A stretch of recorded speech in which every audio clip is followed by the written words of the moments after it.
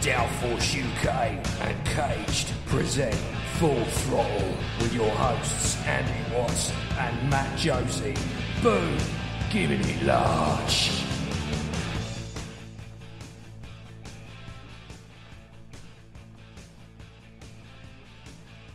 Good evening and welcome to tonight's edition of Cage Full Throttle, where myself, Andy Watts, is finally back with the team. And we are here tonight to bring you the report of this year's Unlimited National Banger Championship of the World at Ipswich last weekend.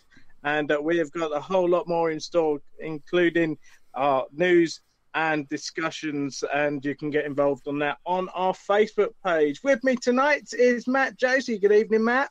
Good evening, Andy. Good evening to everybody else who's listening tonight. And it's great to finally have you back and me not doing the intros. Yeah, you did a stern job at that, though, didn't you? I tried. With us tonight, of course, our panellist is James King. Good evening, James. Sorry, mate. Who are you? I'm the new guy. Yeah, we'll introduce ourselves later. Good evening, Andy. Everyone listening. And also with us as well, Jordan Hollands. Good evening, Jordan. Good evening, Andy. Good evening, everyone else, and great to have you back, mate. Well, it's nice to feel wanted. It's not often I get that sort of response, certainly not at a race meeting anyway. But yes, we are back live. It's just the four of us tonight. And as I say, we are going to be giving you a full report on this year's Unlimited Championship of the World at Ipswich just this Saturday just gone. And James is going to give you a report on that. So I'll hand you over to James for the report on the World Final. One of the biggest nights on the calendar, and the anticipation and excitement was as good as it ever was. And the weather was as awful as it ever was, with the rain starting pretty early, but that didn't dampen any spirits. An absolutely packed Vauxhall Stadium was there to witness events. We only had 3 last chance qualifiers this year. Previous years, as you'll know, we usually have 4. But due to time constraints over previous years, that's been dipped down to 3. But the 3 races that were there were full of action. Race 1 started on a very slippery track. 5-2-1, Ace Ash Riley was immediately put round, and as cars littered turn 1 and 2, there was a hit from 416 Josh Spokes, being followed by an even bigger hit from 103 Jack Deacon in his team black colours, who then, as Ash managed to regain his composure, go back round the track and delivered another great hit to the back. So turn 1 and 2 was the place to be in the first race. Obviously, only the winner goes through to the World Final, and that was 185 Lenny Smith, is followed by 514 and 623. After a little bit of a break as they cleared the track, obviously it's worth saying again, the recovery teams on a night like this do such a great job. As the race started, 180 fired a stranded car straight to the outside turn 4 as the green flag dropped. And then the rest of the race could be remembered for what was a double hit from the Posh Wash boys. Going into turn 4, 230, Kieran Genge, 330, Charlie Randall, turned it around on 280, PJ Collins, and went straight through him. As the race went on, the Reds had to come out as Gladiator Noddy turned it around and delivered a savage hit onto 688 United as he came around the corner. United went straight thumbs down, and I don't know if anyone else has an update, but I've not heard since. But we all wish 6AA United a full recovery. There was a long stoppage as the car was cleared, and they checked on the driver. 757 Callum Gale going ahead of second place 0-1 and third place 278. Moving on to the third last chance qualifier for me, this was probably the race tonight, because what we had out the front was an epic battle between 760 Joey Reynolds and 194 Steve Anscombe. As before that happened, we also had a bit of a turn 4 pile-up going in again between Mushy, Sonny Sherwood, Nathan Alden, Jack Smith and Charlie King, all getting involved on the action out there. Joey probably had the better race pace, but him and Cecil were back and forth, with every time Joey got past Cecil would give him a little nudge round the corner to put him back out front. As we entered the last lap and a half, Cecil managed to get a bit of a gap between him. Nathan Alden made sure he pulled out between Cecil and Joey to make sure that Cecil was going to join his son on the World Final grid.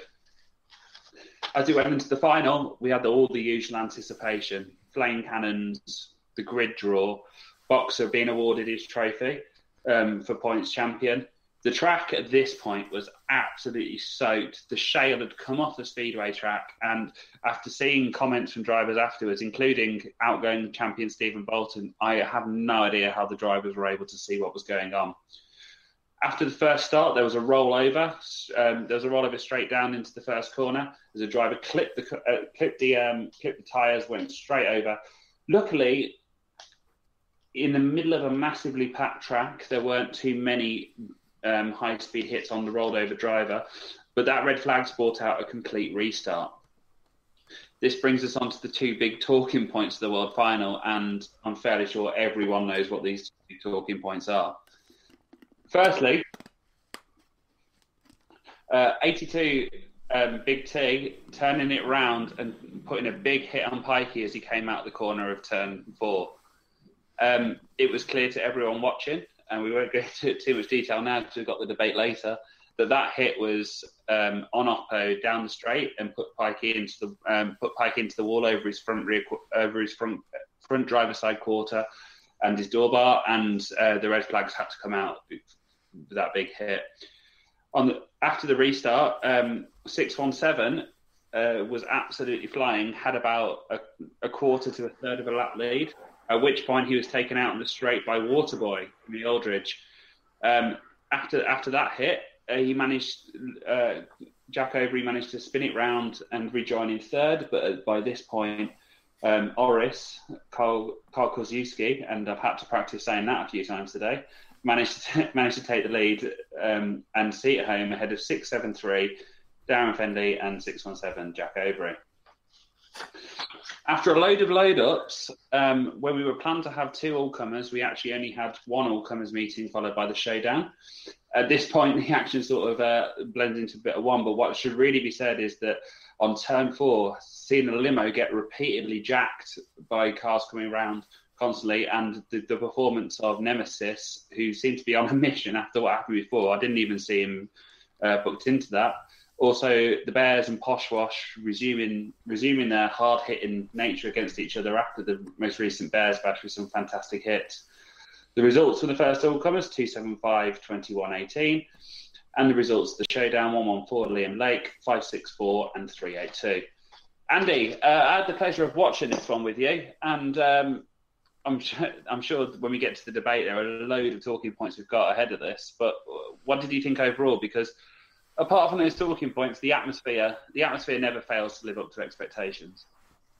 No, the atmosphere is always at Vauxhall's World Final is always epic. I mean, it was really, really good. So many people there. Obviously, that's what keeps the atmosphere alive throughout the course of the meeting.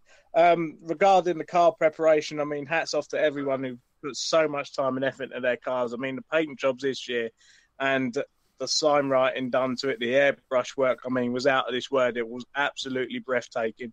I mean, you can't deny there were so many cars. You couldn't put one down and say that was the best car out of them all. There was just so many good cars. Regarding the action, though, it was good, heavy hitting as always. Obviously, there was a couple of naughty hits, so to speak. But, I mean, it was the World Final just as it should be. It was absolutely brilliant. And it was just a shame so many people loaded up after the World Final, though, James. Yeah, I think we said that to each other. It's like after last year's World Final didn't make with the amount of time that had to be stopped for red flags last year, we had a race cut short. It was the showdown race last year, and this year only one all-comers was raced, which also meant that the drivers in that all-comers had no turnaround time to come back into the showdown. But overall, I think the preparation and the paint jobs on the cars have been absolutely completely stunning. I don't think every year it gets better and better. And I remember thinking last year that I don't know how it could get any better, but it was this year that every driver out on that grid seemed to manage to excel themselves again. It's nice to see when we talk about with stock car racing with the tendencies to see a full packed stadium there, every person there passionate about the sport, and I mean, long may it continue. Oh, God. Oh, definitely. I mean, it was just nice to see a new face, a new name taking the world crown at Ipswich this year. I mean, there's no problem with obviously a driver who's gone and won it again. If Jack Overy hadn't been taken out on turn 4 by Waterboy, he may well have been in with a good chance of winning it again. But I mean, it's always nice to see a nice new name taking this year's World Final, and that's exactly what we got with Boris. So congratulations to 124. Well done to him. Absolutely, it's one of those things. I mean, he might Jack Overy may have looked the fastest car at the time when he was leading that race and pulling away, but obviously someone that's won many titles before, it's nice to have someone else. Before I joined the podcast, but was part of the game, obviously we all thought the same about Steve Bolton taking the title. It's nice to see another name there, have his photo up on that wall of champions, and I'm sure he's going to be a fantastic champion as well. Yeah, I totally agree. He's going to be a very dedicated driver. He's done a lot of travelling this year, up and down the country, and done a lot of big meetings. So, yeah, it'll be nice to see that gold roof shining brightly throughout 2018 and whole of 2019 till next October. And I think, if there's anything else, James, I think that concludes our meeting report of this year's World Final. Well, given our debate subject coming up, I think we'll save the rest of the debate for them. But I think in terms of action, well done to all the drivers there, and thanks for an absolutely outstanding night of races. Yeah, definitely agree. Thank you to each and every driver that took part throughout the whole of the last chance qualifiers and this year's World Final. Now we move on to our news section. I'm going to hand you over to Matt to bring you news on what's going on in the world of banger racing.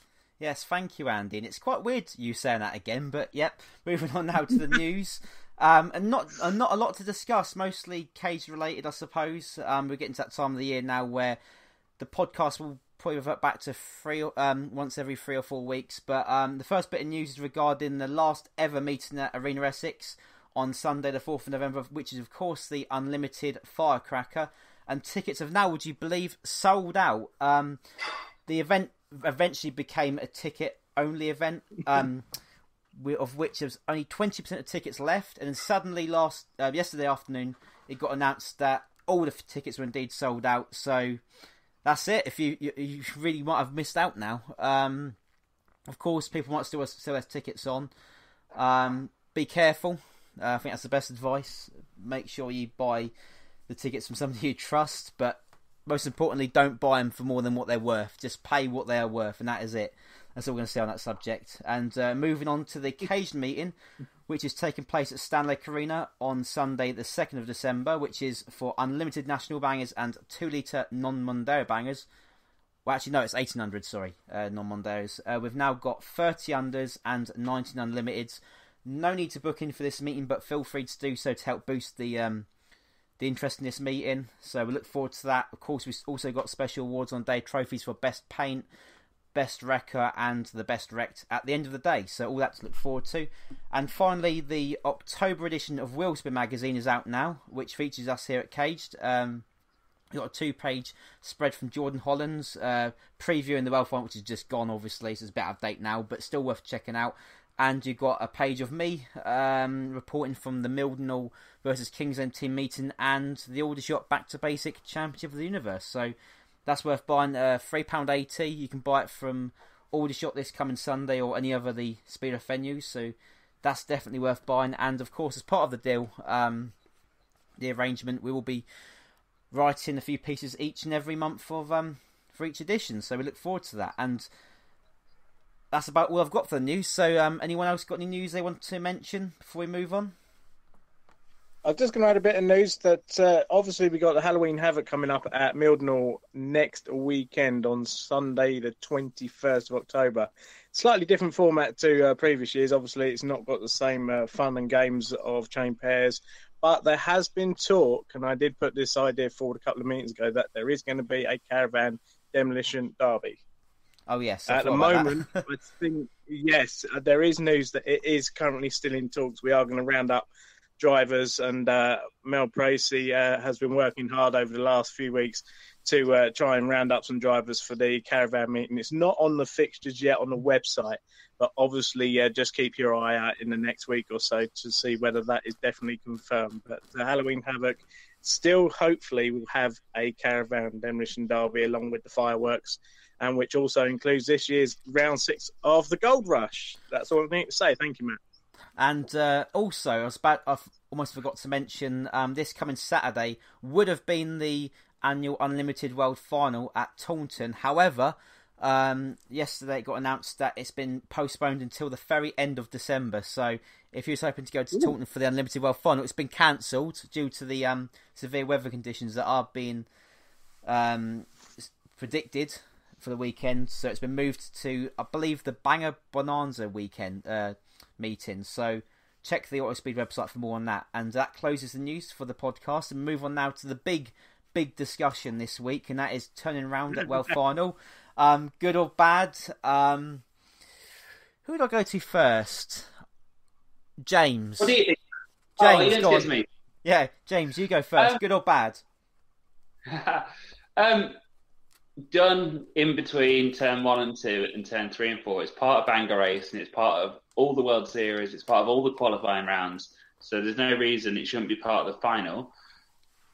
People turning around on straights, no, it's against the rules. That should not be happening. It deprives people of the chance that as they come around the corner, they're not expecting. If a banger driver gets taken out on the corner, they have every right to be expecting that someone might be on Oppo. As they come around the corner and put their foot down and accelerate down the straight, they shouldn't be expecting someone's going to be on Oppo there. To further to the debate, as I think most people have seen, coming off the infield is an absolute no-no at any point. It should always, even Oppo, even on the corner, should be outside to win. But there is an argument that I've seen some people make, and I can understand it, to say maybe the World Final should not have Oppo, or maybe qualifying rounds or BWS rounds or whatever shouldn't have Oppo.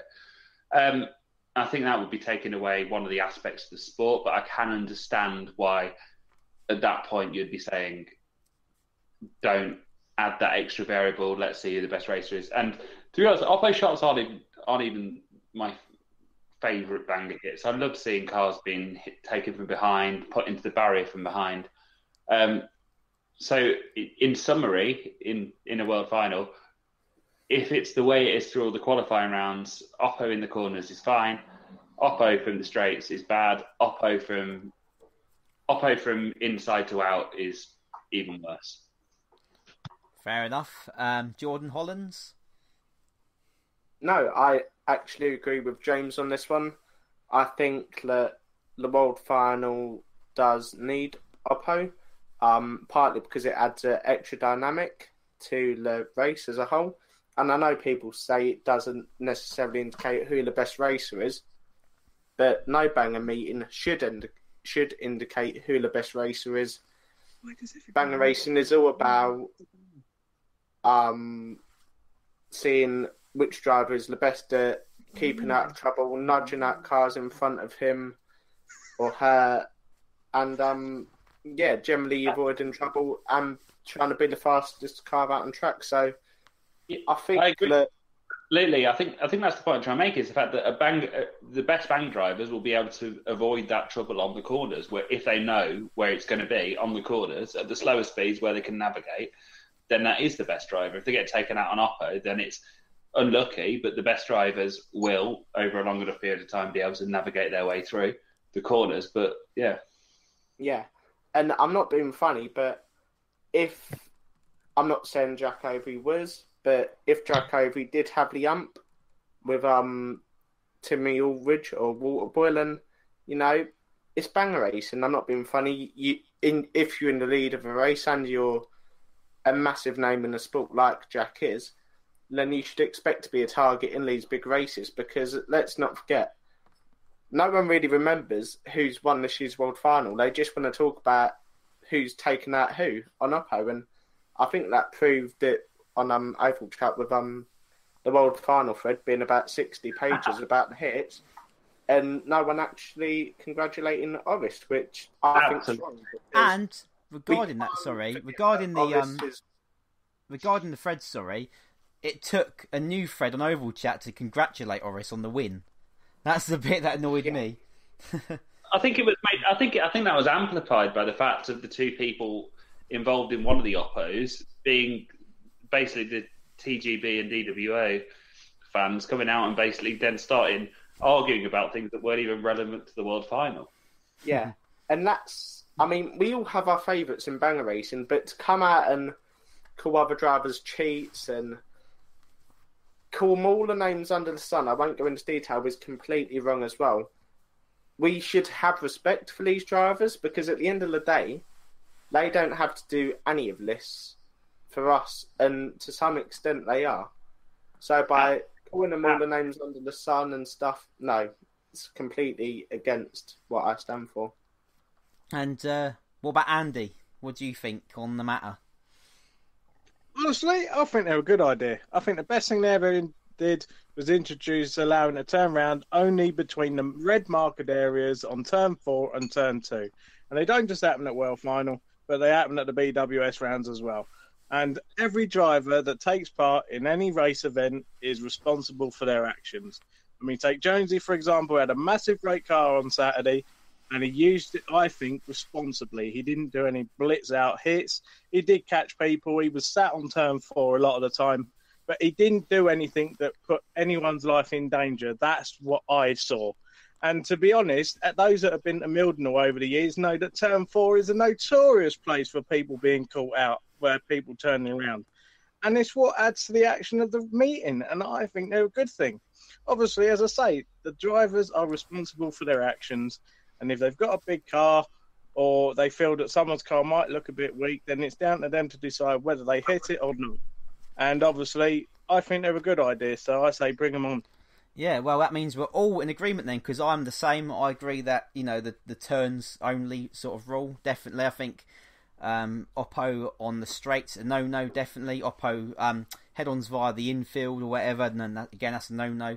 Like we said, it's banger racing. Yes, it is the biggest race of the year, but I still think we should keep the banger element to it. So Oppo on the bends, and like you said, Andy, about Jonesy, again, big yank, but he kept it sensible. He didn't just go flat out on everyone he saw, or he just kept it sensible, which is the main thing, really. He didn't hurt anybody. Everyone was fine. That's the main thing, really, and he just kept his head in the right place, and that's the main thing. So all in agreement there. Regarding our Facebook comments, Cole Smithy Smith says turnaround should be allowed at all tracks, in my opinion.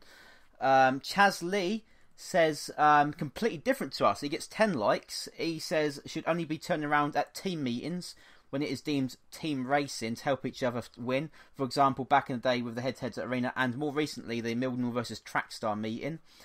And we've got so many comments. Oh, you can read it yourself, really. Rob Weavers says it's not racing. But go on. That team meeting argument is a completely different argument, right? Because the completely different argument is should team racing be allowed in individual racing? So if you're saying you can only turn up at team meetings, that's basically saying that teams shouldn't be allowed in individual racing. It's a completely different argument for a completely different cage. Yeah. But yeah, there's lots of comments. David Bylett says world final at least, no turning around. So just for that one meeting, he's sort of saying, really. And Matt Butcher says, "Oh no, if I'd got in the world final race, I'd want to turn it around." Can I just say, at the recent PRI World Final, I think Matt was one of the TMT that certainly did that. So, yeah, I think he's telling the truth there, because he is one for turning it around and entertaining, shall we say. People bring material to a world final, and you know that they're not there with their brand new 4 Rain Sports in with a racing engine in a brand fresh car. They're not there to win, of course.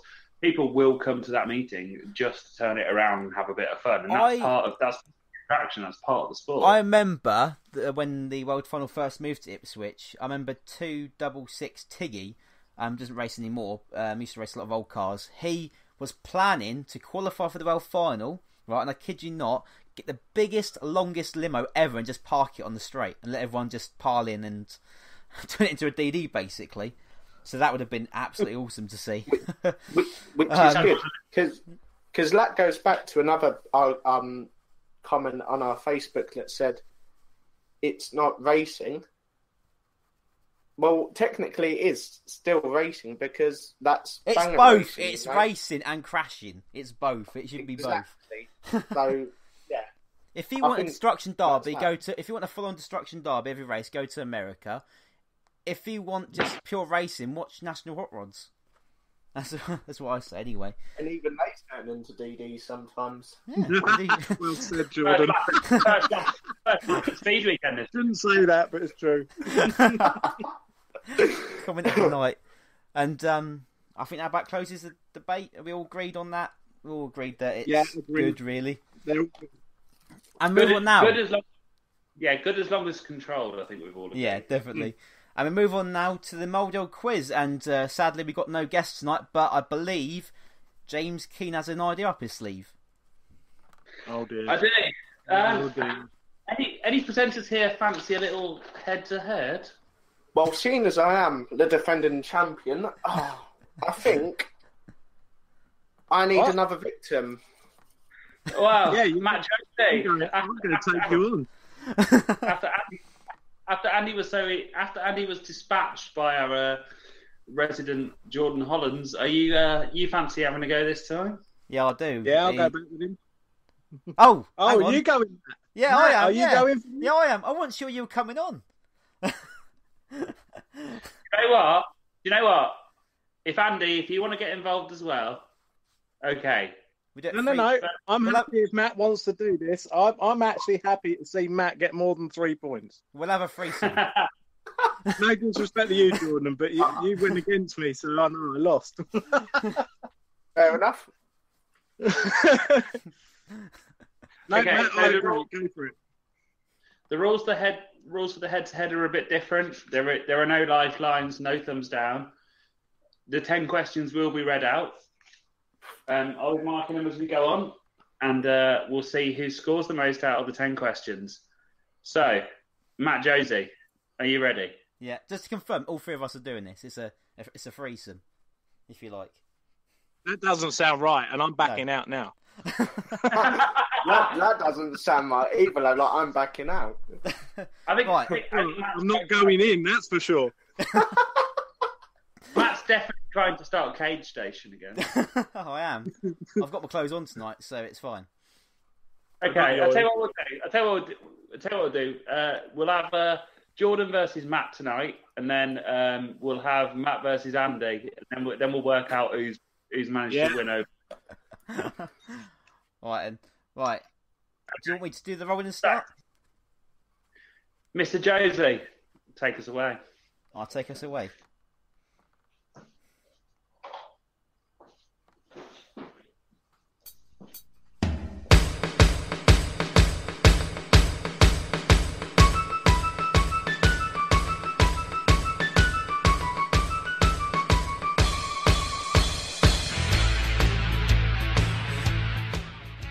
And we're green.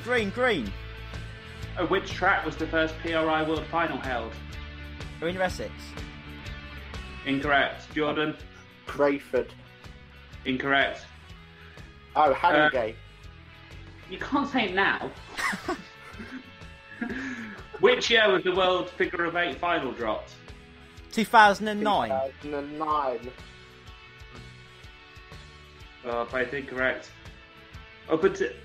Name 2 80s winners of the Unlimited Championship of the World.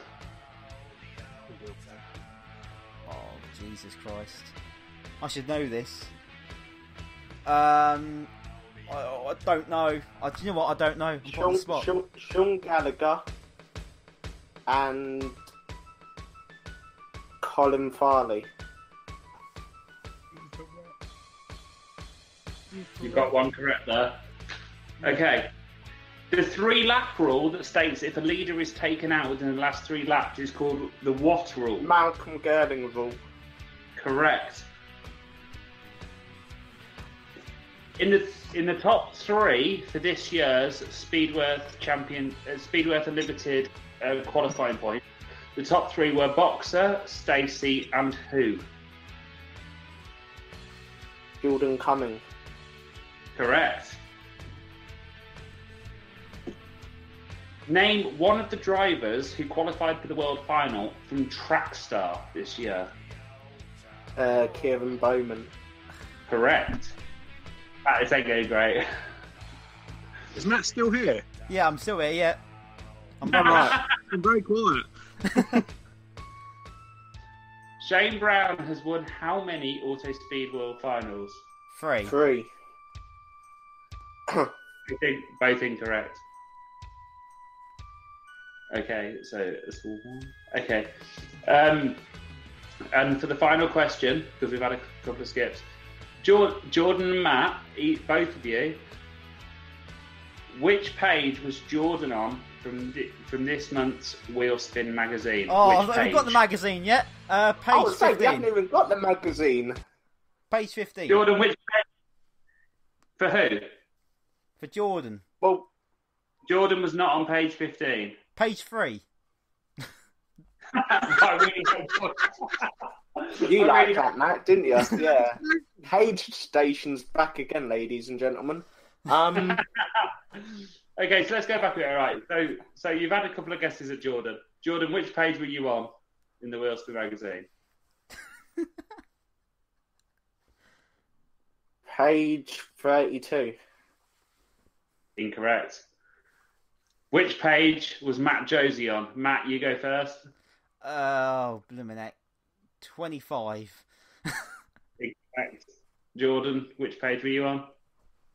Sorry, Matt. So Jordan, which page was Matt on? Page 12.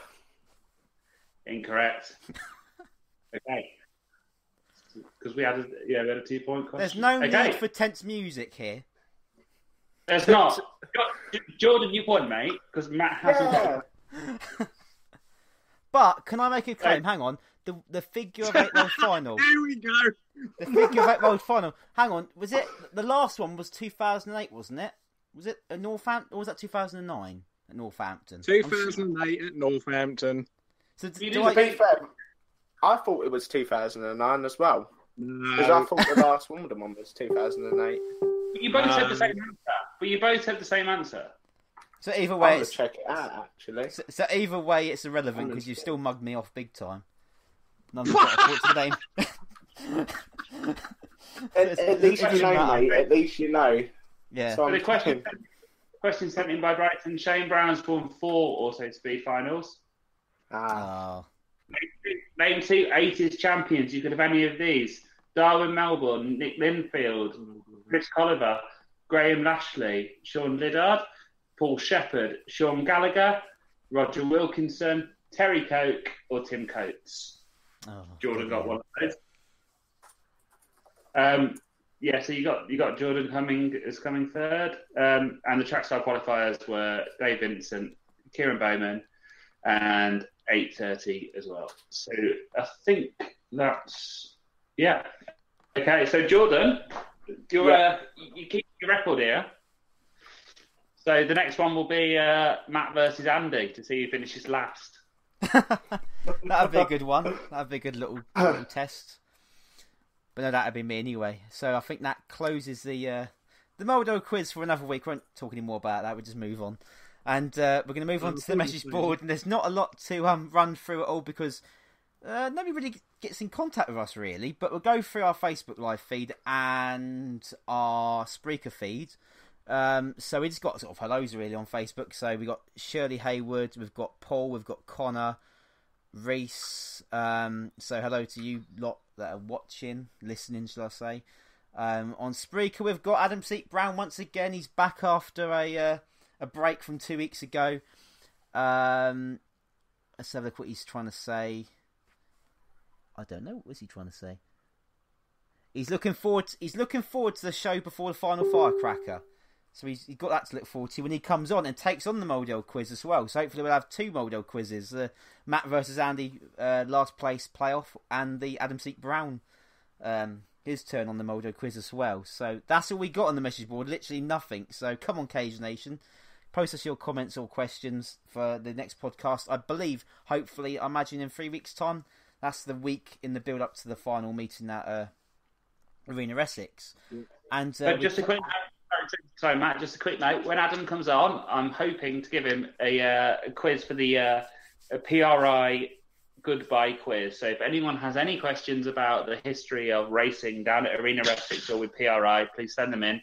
And if anyone's going to get a high score with that, it's Adam.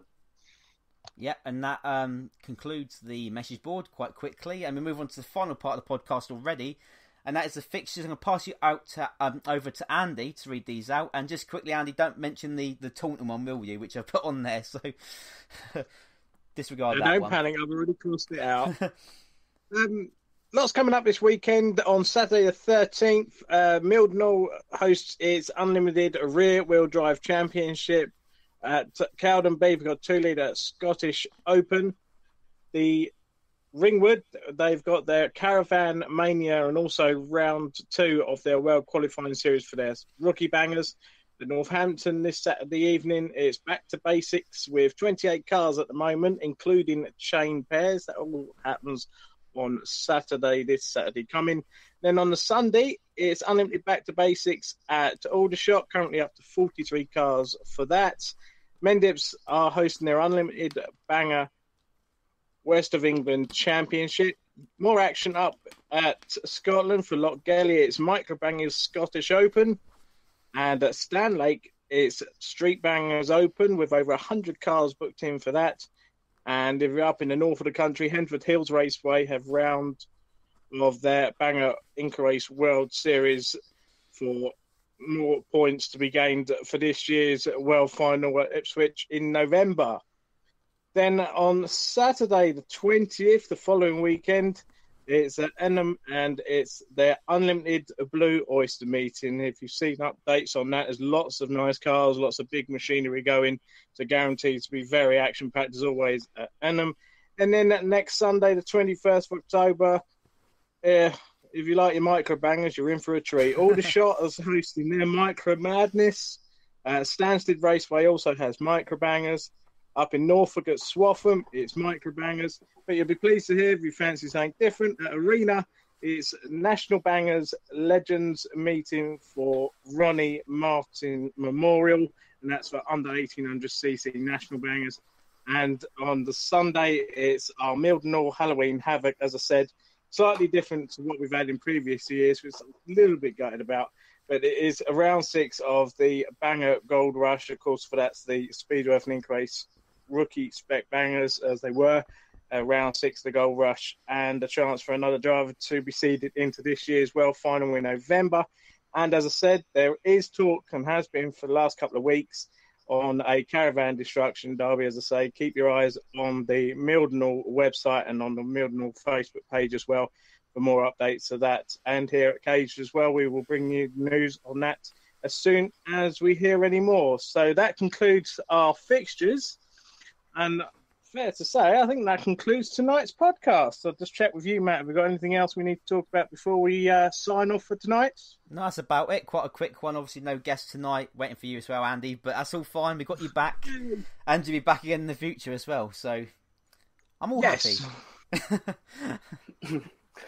And we're all going to sign off on a happy note. And it's a very good night for myself, Andy Watts. It's great to be back with you. And as I say, it's been a while, but the team are back in action. So it's a very good night for myself. Very good night from Matt Josie. Good night, Matt. Good night, Andy. And good night to everybody else. Thank you for listening. And a good night to our panellist, James Keane. So good to have you back, Andy. Good night, everyone else listening. And, of course, Jordan Hollands, very good night to you. Good night, Andy. Good night, everyone else. Thank you for listening. And from all of us here at Cage Full Throttle, stay safe out there, and we look forward to hearing us in 3 weeks' time. We'll be back, and we hope you can join us. Bye-bye for now.